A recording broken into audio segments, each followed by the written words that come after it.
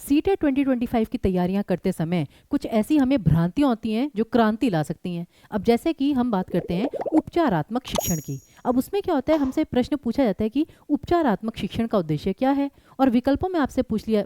आपको बता दिया जाता है कि शिक्षा के लिए सही परिवेश उपलब्ध करवाना। अब जैसे ही हम ये विकल्प देखते हैं हम फटाफट उसे ही चूज कर देते हैं, ये समझे बिना कि फ्रेंड्स भाषा शिक्षण के लिए सही परिवेश उपलब्ध करवाना भाषा शिक्षण का मुख्य उद्देश्य है, लेकिन उपचारात्मक शिक्षण का मुख्य उद्देश्य है कि जो बच्चे की पढ़ाई में कमियां रह गई हैं, जो बच्चे में कोई दोष आ रहा है उसका निवारण करना उसका उसको सही करना। तो इसलिए कृपया करके ये जो भ्रांति होती है, जो हम पहले से सोच के चलते हैं कि भाई ये ऑप्शन जहां पर भी दिखे उसे सही कर दो बिना प्रश्न को पढ़े, तो कृपया करके जब पेडागोजी की बात आती है तो पहले प्रश्न को पूरा पढ़िए और उससे भी महत्वपूर्ण जो 4 विकल्प दिए गए हैं उनको बहुत ध्यान से पढ़िए, क्योंकि कभी कभी पहला विकल्प अच्छा होता है, दूसरा विकल्प उससे भी बेहतर लगता है, लेकिन करते करते जो चौथा विकल्प होता है वो सबसे बेहतर निकल आता है। तो यहाँ पर हमें प्रश्न को ध्यान से पढ़ने की जरूरत है, नहीं तो आते हुए प्रश्न को हम गलत कर देंगे, तो इसलिए आपकी सारी मेहनत व्यर्थ चली जाएगी जो हमें होने नहीं देनी। तो हम आपसे यही रिक्वेस्ट करते हैं